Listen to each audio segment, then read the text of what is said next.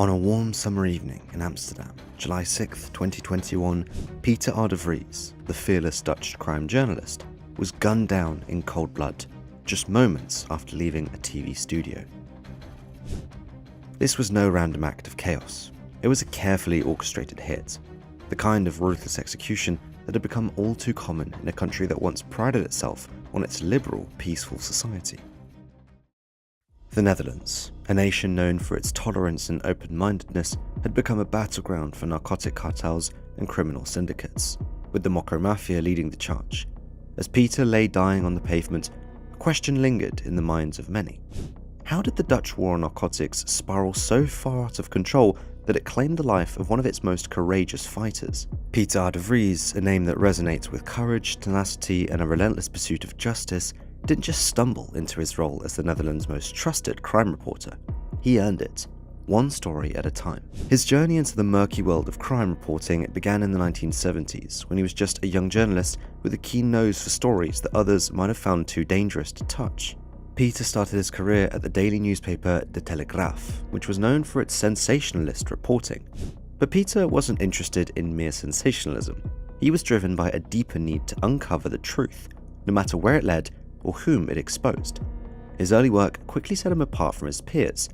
While most journalists shied away from the world of organised crime, Peter dove in headfirst, determined to shine a light on the darkest corners of Dutch society. One of his first major breakthroughs came in the late 1970s, when he began reporting on the notorious Bruinsma gang, one of the most feared criminal organisations in the Netherlands at the time. Klaas Bruinsma, the gang's leader, was a ruthless narcotics lord who controlled much of the European narcotic trade, including the trafficking of massive quantities of crack and cannabis from South America and Morocco. Peter's reporting on the Bruinsma gang was not only detailed, but incredibly bold, often putting him at direct odds with some of the most dangerous men in the country. By the early 1980s, Peter had already established himself as a formidable investigative journalist, but it was the famous Heineken kidnapping case in 1983 that truly cemented his reputation as the Netherlands' premier crime reporter. Freddie Heineken, a billionaire brewer and one of the wealthiest men in the Netherlands, was abducted on November 9, 1983, along with his driver, Ab Doder. The kidnapping was orchestrated by a gang of 5 criminals, including Cor van Hout and Willem Holleder, names that would become synonymous with Dutch organised crime. The kidnappers demanded a ransom of 35 million Dutch guilders, approximately $15 million at the time, an astronomical sum that shocked the nation. For 3 weeks, Freddie Heineken and his driver were held captive in a soundproof cell in a warehouse on the outskirts of Amsterdam. The Dutch police, under immense pressure from the public and the Heineken family, launched a massive manhunt. Yet, it was Peter R. de Vries who provided some of the most crucial insights into the case. Peter's coverage of the Heineken kidnapping was nothing short of groundbreaking. He managed to obtain exclusive information that even the police were struggling to get. His sources within the criminal underworld provided him with details about the kidnappers' identities and their possible hideouts.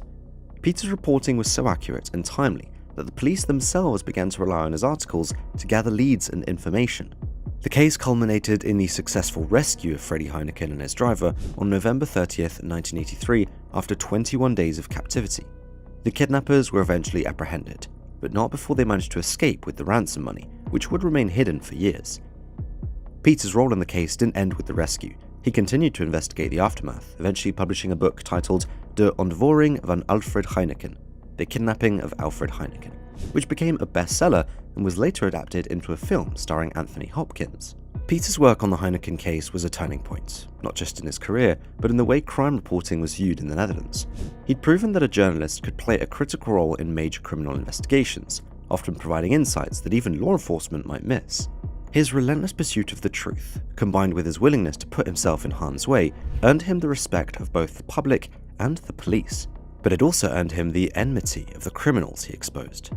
Throughout the 1980s and 1990s, Peter continued to build his reputation by covering some of the most dangerous and high-profile cases in the Netherlands. He exposed the inner workings of the narcotics trade, revealing how Dutch criminal organisations were smuggling vast quantities of narcotics into Europe. His investigations into the Dutch narcotics scene uncovered the involvement of international cartels and corrupt officials, painting a picture of a country that was increasingly becoming a hub for the global narcotics trade. One of the most significant cases Peter covered during this period was the assassination of Klaas Bruinsma in 1991. Bruinsma, who'd been Peter's primary focus in his early career, was gunned down outside the Amsterdam Hilton Hotel in what was widely believed to be a hit ordered by his rivals in the narcotics trade. Peter's reporting on Bruinsma's death was as thorough as it was fearless. He dug deep into the criminal underworld, revealing the power struggles and betrayals that led to the death. His work on this case, like so many others, was characterized by his unwavering commitment to uncovering the truth, no matter the cost. Peter's influence on Dutch society during these years cannot be overstated.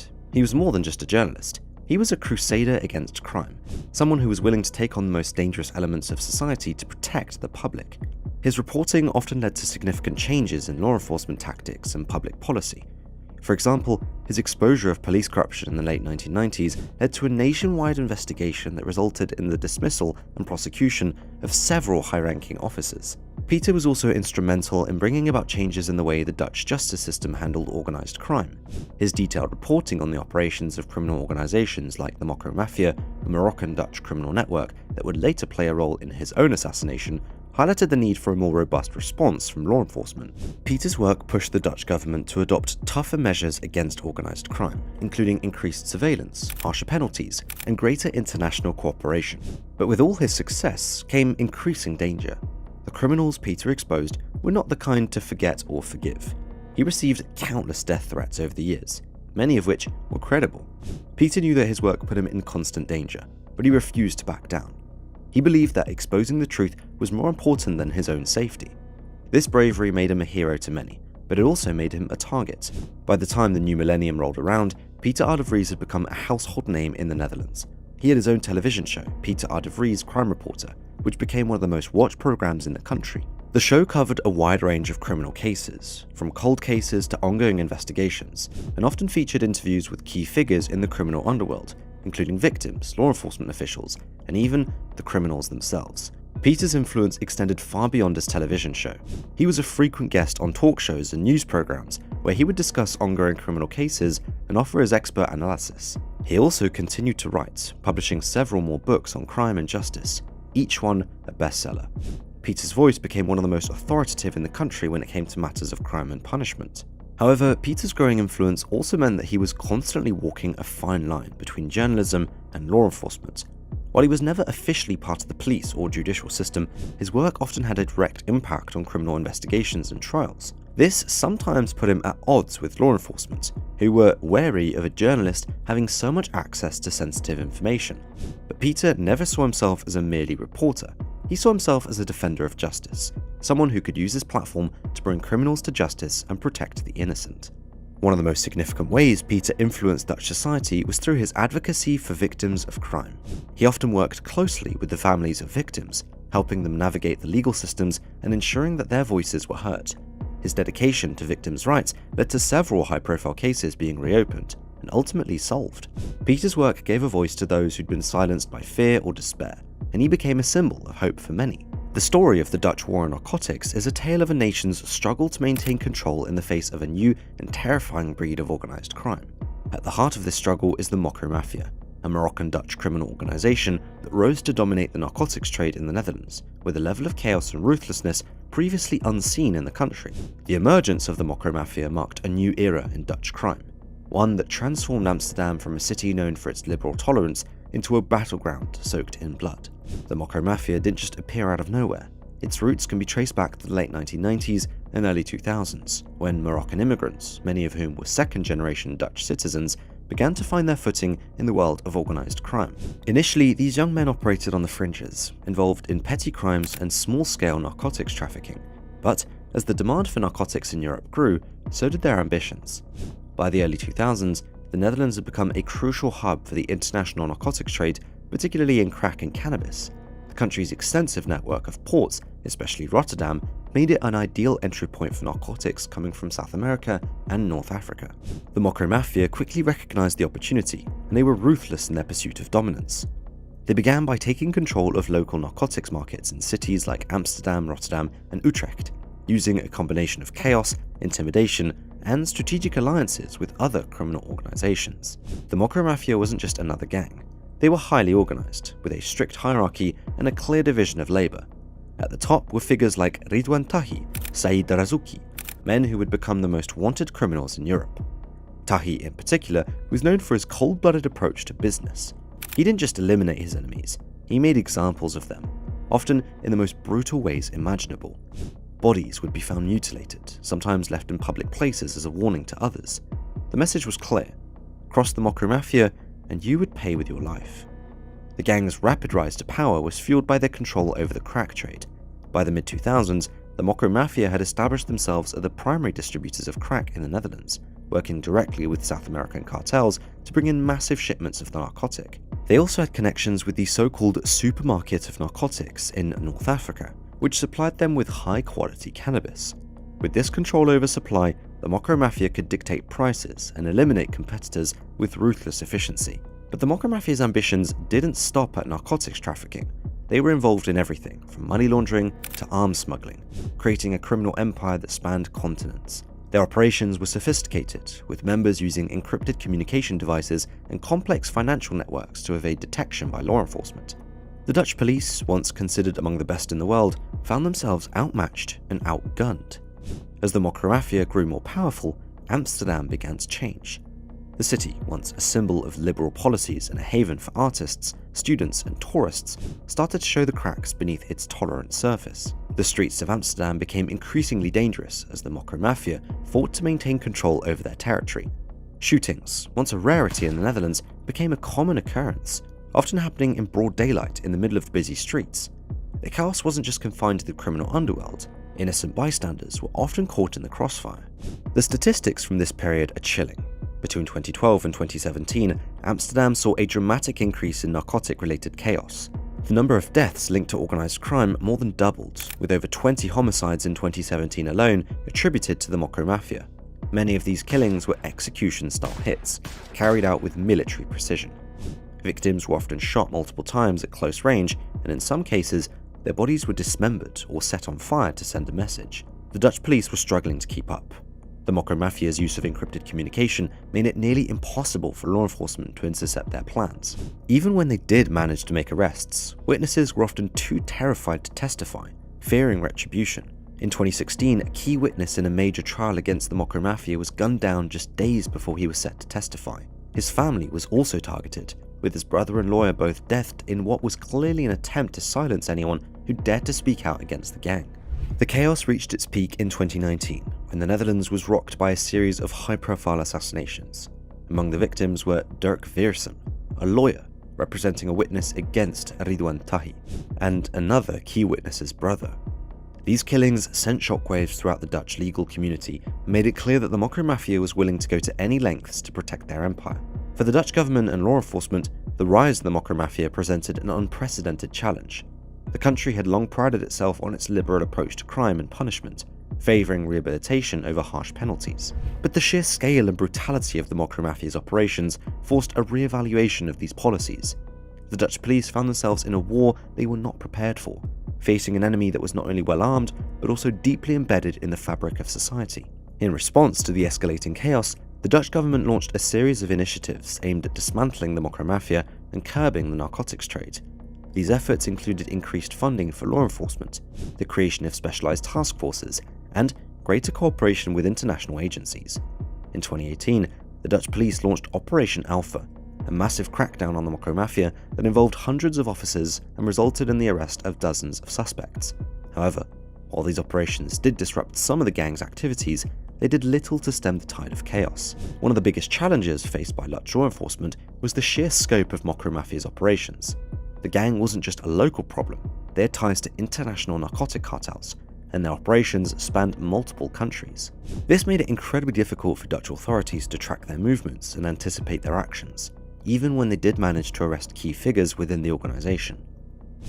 The Mokro Mafia was quick to replace them, ensuring that their operations continued uninterrupted. The Dutch government also faced criticism for its handling of the narcotics trade. For years, the Netherlands had been known for its liberal narcotic policies, particularly its tolerance of cannabis. While this approach had initially been successful in reducing crime and narcotic-related harm, it also made the country an attractive target for international narcotics traffickers. The ports of Rotterdam and Amsterdam became major entry points for crack, with authorities struggling to keep up with the sheer volume of narcotics flowing into the country. In 2019 alone, Dutch customs officials seized over 50 tons of crack, a record amount that highlighted the scale of the problem. Despite these challenges, the Dutch government remained committed to its war on narcotics, even as the cost in lives and resources continued to mount. The police, for their part, became increasingly aggressive in their pursuit of the Mokro Mafia. In 2019, Ridwan Tahi, the gang's leader, was finally captured in Dubai after years on the run. His arrest was hailed as a major victory for Dutch law enforcement, but it was also a reminder of the lengths to which the Mokro Mafia had gone to protect their empire. The capture of Tahi was a turning point in Dutch war on narcotics. It was far from the end. The Mokro Mafia, like any criminal organisation, was more than just one man. Even with Tahi behind bars, the gang continued to operate, albeit with less visibility. The Dutch police, aware that they were dealing with a Hydra-like organisation where cutting off one head only led to the emergence of another, remained vigilant, knowing that the war was far from over. As the 2020s dawned, Amsterdam found itself at a crossroads. The city that had once been a symbol of liberal tolerance and cultural freedom was now known for its violent underworld and its role in the global narcotic trade. The Dutch government, faced with growing public pressure, began to take a harder line on narcotics-related crime. New laws were introduced to crack down on money laundering and narcotics trafficking, and the police were given more powers to investigate and prosecute organised crime. However, these measures came at a cost. The increased focus on law enforcement led to a rise in tensions between the police and certain communities, particularly among Moroccan Dutch youth, who felt they were being unfairly targeted. The Dutch government also faced criticism from human rights groups, who argued that the new policies were eroding civil liberties and leading to racial profiling. Yet, despite these challenges, the Dutch war on narcotics continued. The police, now better equipped and more determined than ever, made significant strides in dismantling the Mokro Mafia's operations.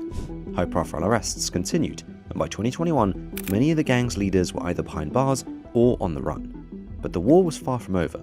The Mokro Mafia, like the narcotics trade itself, was a constantly evolving entity, capable of adapting to new challenges and finding new ways to thrive. Peter Vries was just another crime reporter. He was a man on a mission, a crusader determined to expose the darkest corners of the Dutch underworld. By the time he set his sights on the Mokro Mafia, Peter had already made a name for himself as someone who could unravel even the most intricate criminal networks. But the Mokro Mafia was unlike anything he'd ever faced. This was a criminal organisation that operated with a level of brutality and sophistication that stunned even the most seasoned investigators. And Peter, true to form, dove headfirst into their world, determined to bring them down, no matter the cost. Peter's investigative work into the Mokro Mafia began in earnest around the mid-2010s as the organisation's influence in the Netherlands grew more pronounced. The Mokro Mafia, with its roots in the Moroccan Dutch community, had rapidly become one of the most powerful and feared criminal organisations in Europe. Their operations spanned continents, with deep connections to South American narcotic cartels and North African cannabis producers. They weren't just dealing narcotics, they were controlling the entire supply chain, from production to distribution, and they were willing to kill anyone who got in their way. Peter's first major breakthrough in exposing the Mokro Mafia came when he started investigating their key players. Ridwan Tahi, the elusive leader of the organisation, was at the top of his list. Tahi was a ghost, rarely seen in public and always staying one step ahead of law enforcement. But Peter had sources deep within the criminal underworld, and he began to piece together a picture of who Tahi was and how he operated. Tahi was ruthless, but he was also incredibly smart. He ran his organisation like a military operation, with strict discipline and a clear hierarchy. Anyone who disobeyed him or failed in their duties was quickly eliminated. Peter also uncovered the Mokro Mafia's connections to international narcotic cartels, particularly in South America. He found that the organisation had established direct links with crack producers in Colombia and Brazil, cutting out the middleman and maximising their profits. They used sophisticated smuggling techniques to bring massive shipments of crack into Europe, often hiding the narcotics in shipping containers filled with legitimate goods. Once the crack reached the Netherlands, it was distributed across Europe, generating billions of euros in revenue. But Peter didn't stop at uncovering the organisation's operations.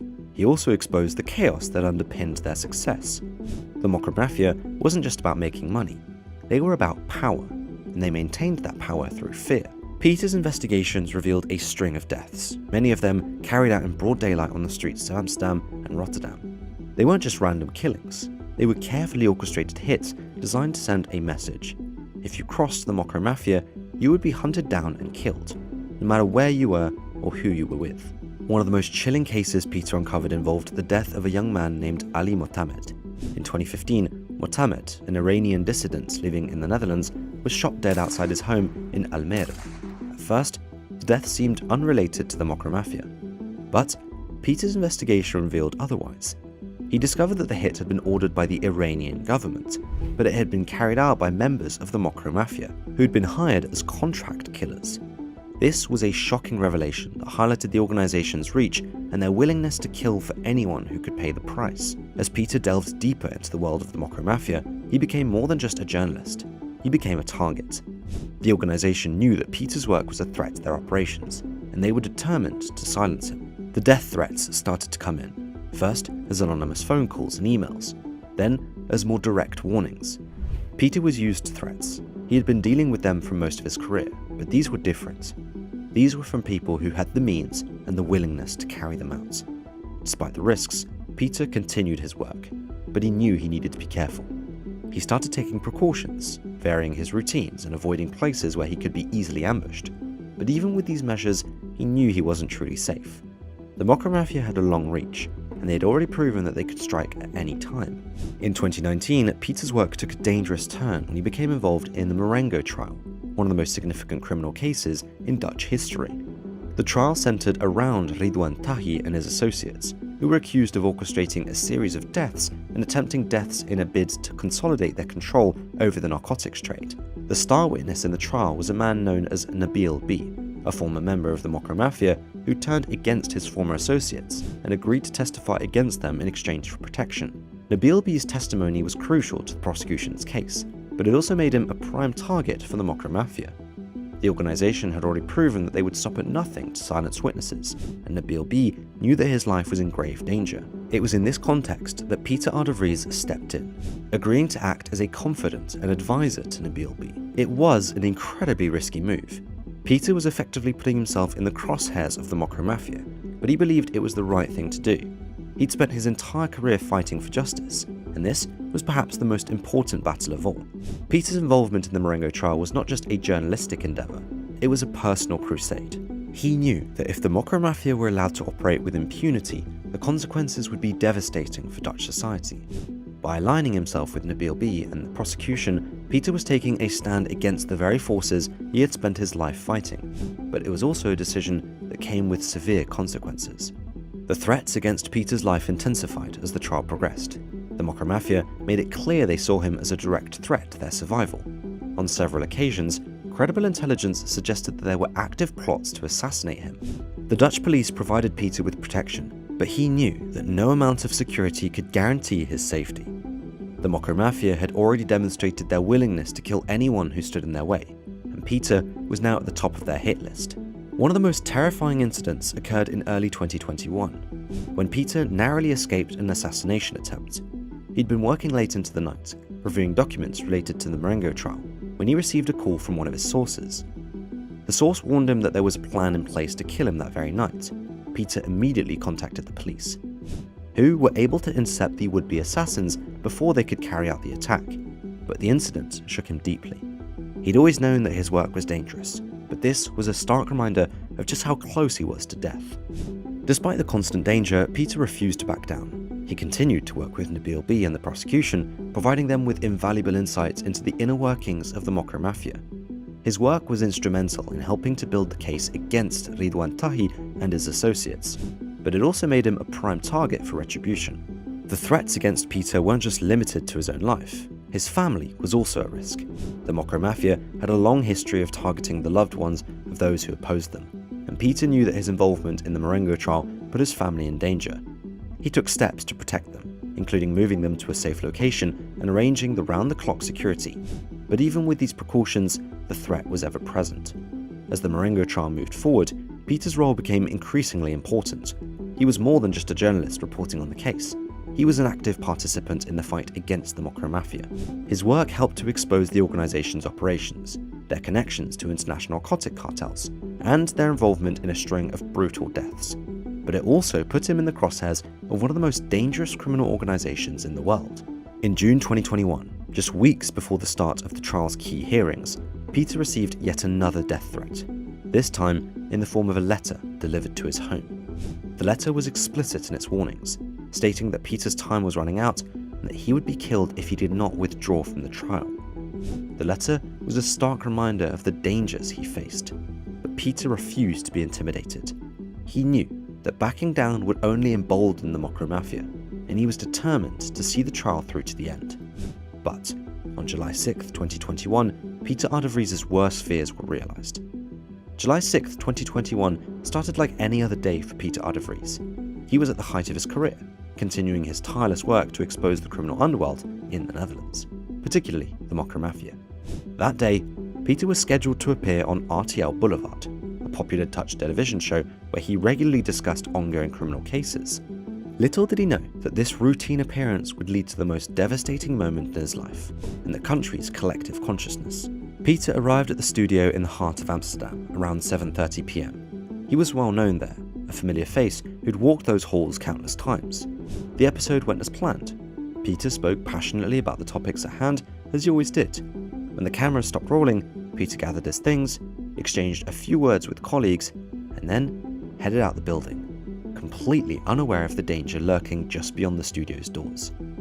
At approximately 7:45 p.m, Peter stepped out onto Lang Leidsvaarstraat, a busy street in central Amsterdam. It was still bright out, and the summer evening was bustling with people.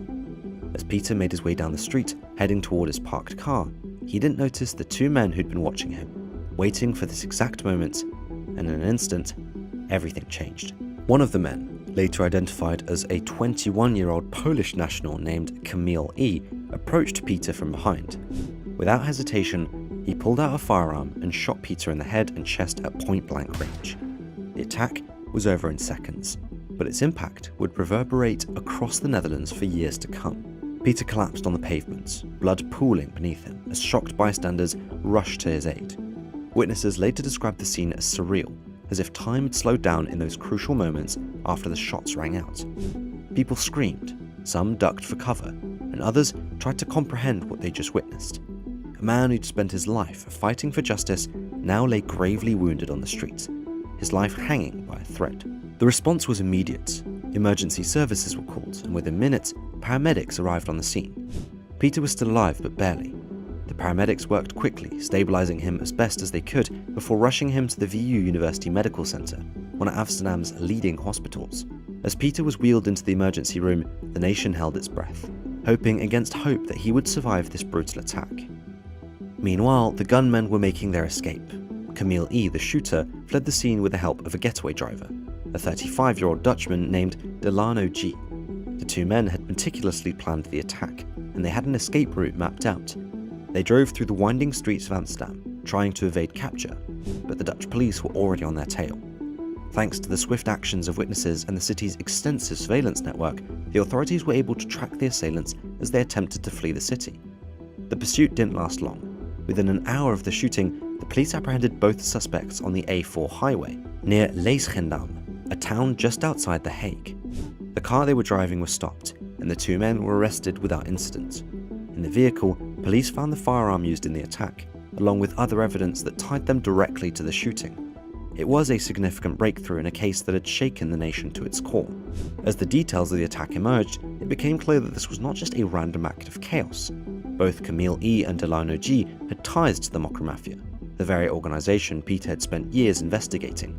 Kamil, a small-time criminal with a history of narcotic-related offences, had been recruited for the job because of his willingness to carry out violent acts without question. Delano, on the other hand, was more entrenched in the criminal underworld, known for his connections to various narcotic traffickers and violent criminals. The investigation quickly revealed that the attack on Peter was a contract killing, ordered by high-ranking members of the Mokro Mafia. Ridwan Tahi, the notorious leader of the organization, was immediately suspected of being the mastermind behind the assassination. Tahi had every reason to want Peter dead. The journalist's relentless pursuit of the truth had made him one of the biggest threats to the Mokro Mafia's operations. With Peter gone, they hoped to send a clear message to anyone who dared to challenge them. As Peter lay in critical condition, the Dutch public was gripped by a profound sense of shock and outrage. News of the attack spread quickly, and soon the entire country was aware of what had just happened. People gathered outside the hospital where Peter was being treated, leaving flowers, lighting candles, and holding vigils. The media too was in a state of turmoil, as journalists who had worked alongside Peter struggled to come to terms with the brutal attack on one of their own. Political figures from across the spectrum condemned the attack in the strongest possible terms. Prime Minister Mark Rutte addressed the nation, expressing his deep sorrow and anger over what he described as an attack on free journalism, an attack on the rule of law. Rutte's words resonated with a public that was already deeply concerned about the rising tide of chaos in the country, particularly the increasingly brazen actions of organised crime groups like the Mokro Mafia. In the days following the attack, there were calls for stronger action against organised crime. The Dutch government, already under pressure to do more to combat the growing influence of criminal organisations, faced renewed demands for a crackdown. The attack on Peter was seen not just as a crime against an individual, but as an assault on the very foundations of Dutch society: freedom of the press, the rule of law, and the safety of its citizens. The outpouring of grief was immense. Peter Vries wasn't just a journalist, he was a symbol of justice, someone who dedicated his life to fighting for the truth, no matter the personal cost. His assassination was a loss not only to his family and his friends, but to the entire nation. It was a stark reminder of the dangers faced by those who dared to challenge the power of organised crime, and it underscored the urgent need for action to address the growing threat posed by these criminal organisations. As the days turned into weeks, the investigation into Peter's assassination continued to uncover more details. The Dutch police worked tirelessly, piecing together the events leading up to the attack and identifying those responsible. The evidence against Camille E. and Delano G. was overwhelming, and both men were charged with death, along with several other offences related to their involvement in the Mokro Mafia. But while the immediate perpetrators were in custody, the question of who had ordered the hits remained at the forefront of the investigation. Ridwan Tahi, who was already in custody at the time of the attack, was widely believed to be the mastermind. But providing his involvement was another matter. The Dutch authorities knew they needed to build an airtight case if they were to hold Tahi accountable for Peter's death. This meant delving even deeper into the inner workings of the Mokro Mafia, a task that would require all their resources and expertise. As the investigation unfolded, the Dutch police remained engaged, following every development with a mixture of hope and dread. There was hope that justice would be served, that those responsible for Peter's death would be held accountable. But there was also dread. Dread that this attack might signal a new, more dangerous phase in the war between the Dutch state and organised crime. If the Mokro Mafia could kill someone as prominent and well protected as Peter Vries, what did that mean for the future? On July 15, 2021, after 9 days of fighting for his life, Peter Vries passed away from his injuries. The news of his death was met with an outpouring of grief and anger across the Netherlands. The loss was felt deeply by those who'd known him personally, but it was also a collective loss for the nation. Peter had been a voice for the voiceless, a relentless advocate for justice in a world where the truth was often obscured by chaos and corruption.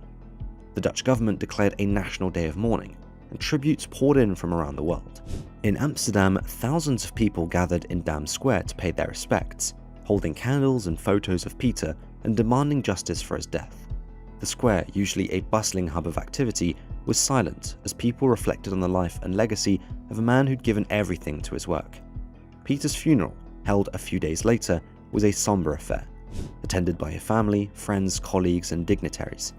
The service was broadcast live on national television, allowing the entire country to join in the farewell to a man who'd become a symbol of the fight against injustice. During the service, speakers remembered Peter not only for his fearless journalism, but also for his kindness, his generosity, and his unwavering commitment to doing what was right. The war on narcotics in the Netherlands, once seen as a progressive and pragmatic approach to dealing with narcotic-related issues, had, over time, become a symbol of the government's struggle to keep up with the ever-evolving tactics of powerful criminal organisations. What was once a model of tolerance had increasingly come under scrutiny, revealing deep flaws in the policies that were supposed to curb the influence of narcotics on society. Instead of winning the battle, it seemed the Dutch government is losing ground, with criminal networks like the Mokro Mafia growing stronger and more entrenched by the day. In the 1970s, the Netherlands gained a reputation for its liberal narcotic policies, particularly in Amsterdam, where the decriminalisation of cannabis and the establishment of coffee shops made it a haven for tourists and a model of harm reduction. The idea was that by regulating soft narcotics like cannabis, the government could focus its resources on combating hard narcotics and the criminal activities associated with them. For a while, this approach seemed to work. Narcotic-related crime appeared to decrease, and the Netherlands enjoyed a period of relative peace and prosperity.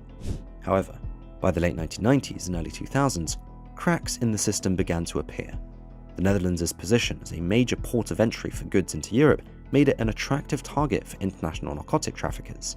Rotterdam, one of the busiest ports in the world, became a key entry point for crack from South America. The sheer volume of goods passing through the port made it nearly impossible for customs officials to inspect every container, and criminal organizations quickly exploited these gaps. By the time authorities realized the scale of the problem, the narcotic trade had already taken root, and powerful criminal organizations like the Mokro Mafia were on the rise.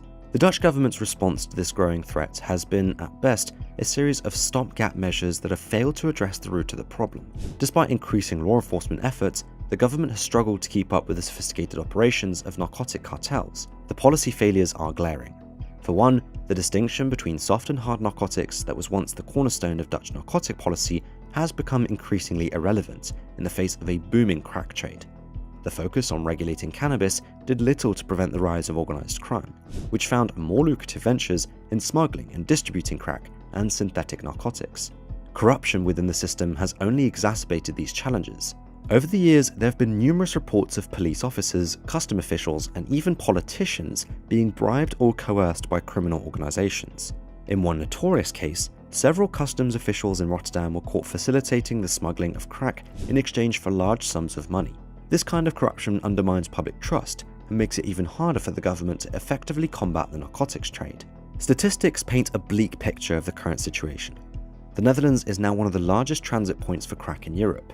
In 2020 alone, Dutch authorities seized a record 65.4 tons of crack, more than double the amount seized just 5 years earlier. But experts estimate that this represents only a fraction of the total amount of crack entering the country.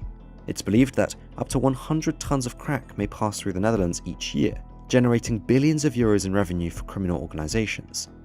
The impact on the narcotics trade on Dutch society is profound. The increase in narcotic-related chaos has been alarming. Between 2010 and 2020, the number of narcotic-related homicides in the Netherlands more than doubled, with many of these deaths linked directly to the activities of the Mokro Mafia. The chaos isn't confined to the underworld. Innocent bystanders have been caught in the crossfire, and high-profile assassinations like that of Peter R. de Vries have shocked the nation. The challenges faced by Dutch law enforcement are reminiscent of those seen in other countries grappling with powerful narcotic cartels.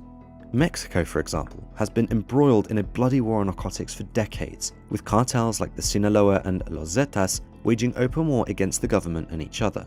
The chaos in Mexico is on a much larger scale, with tens of thousands of people killed each year in narcotic-related chaos. But the underlying issue, corruption, and the immense profits generated by the narcotics trade and the inability of law enforcement to fully dismantle these organizations are strikingly similar. Colombia, too, offers a sobering parallel.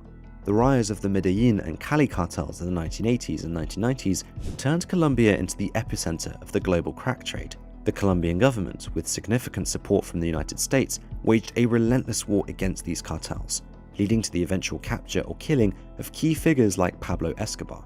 However, even after the fall of the major cartels, the narcotic trade persisted, simply shifting to smaller, more decentralized groups. The chaos and corruption associated with the narcotics trade have continued to plague Colombia, despite decades of government efforts to eradicate it. The situation in the Netherlands, while not as extreme as in Mexico or Colombia, shares many of the same characteristics. The profits generated by the narcotics trade are so immense that criminal organizations can easily replace any losses incurred from law enforcement actions. Even when key figures like Ridwan Tahi are captured, others quickly step in to take their place. The decentralization of criminal networks means that dismantling one group often leads to the rise of another, perpetuating the cycle of chaos and corruption. Furthermore, the Netherlands' position as a global trading hub makes it particularly vulnerable to the influence of international narcotic cartels. The port of Rotterdam, for example, handles millions of containers each year, and only a small fraction of these are inspected. This creates an ideal environment for narcotic traffickers who can ship large quantities of crack into Europe with little risk of detection. The sheer scale of the problem makes it difficult for the Dutch government to mount an effective response. Another troubling aspect of the Dutch war on narcotics is the growing influence of the Mokro Mafia. Unlike the cartels in Mexico and Colombia, which are largely based in rural areas, the Mokro Mafia operates primarily in urban environments, particularly in cities like Amsterdam, Rotterdam, and Utrecht. This urban presence makes their activities more visible and their chaos more disruptive to everyday life. The Mocha Mafia's use of young, often disenfranchised Moroccan Dutch men as foot soldiers has also created significant social tensions, further complicating the government's response. The war on narcotics in the Netherlands is not just a law enforcement issue, it's a social and economic one as well. The profits from narcotics trade have allowed criminal organizations to infiltrate legitimate businesses, launder money, and exert influence over local economies. In some neighborhoods, narcotic money has become a key part of the local economy, making it difficult for residents to speak out against the criminal organizations that control their communities. The economic power further complicates efforts to combat the narcotics trade, as criminal organizations are able to buy loyalty and silence through a combination of fear and financial incentives. In comparing the Netherlands to other nations facing similar challenges, it's clear that the war on narcotics is a complex and multifaceted issue that cannot be solved through law enforcement alone. In Mexico, for example, the government has begun to shift its focus from a purely militaristic approach to one that includes social and economic reforms aimed at reducing the appeal of the narcotics trade. While these efforts are still in their early stages, they represent a recognition that the war on narcotics cannot be won through force alone. Similarly, in Colombia, the government has pursued peace negotiations with some of the smaller guerrilla groups involved in the narcotics trade, recognizing that a purely combative approach has only led to more chaos. These negotiations have been fraught with challenges, but they highlight the importance of addressing the root causes of the narcotics trade, rather than just its symptoms. For the Netherlands, the path forward is less clear. The country's liberal narcotic policies, once seen as a model for harm reduction, have become a double-edged sword. While they have succeeded in reducing the harms associated with soft narcotics like cannabis, they have done little to curb the rise of organised crime. The Dutch government is now faced with the difficult task of rethinking its approach to the narcotics trade, balancing the need for effective law enforcement with the principles of harm reduction and social justice. The question remains, can the Netherlands win its war on narcotics, or is it fighting a losing battle? The answer is far from certain. What is clear, however, is that the current approach is not working. The power of criminal organizations like the Mocha Mafia continues to grow, fueled by the immense profits of the narcotics trade and the failures of the government to effectively combat them. If the Netherlands is to have any hope of turning the tide, it will need to adopt a more comprehensive and multifaceted strategy, one that addresses not only the symptoms of the narcotics trade, but its root causes as well. What are your thoughts on this story? Let us know in the comments below. If you like our content, don't forget to check out the channel. We've got many more stories from the underworld to share with you. We'll see you in the next one.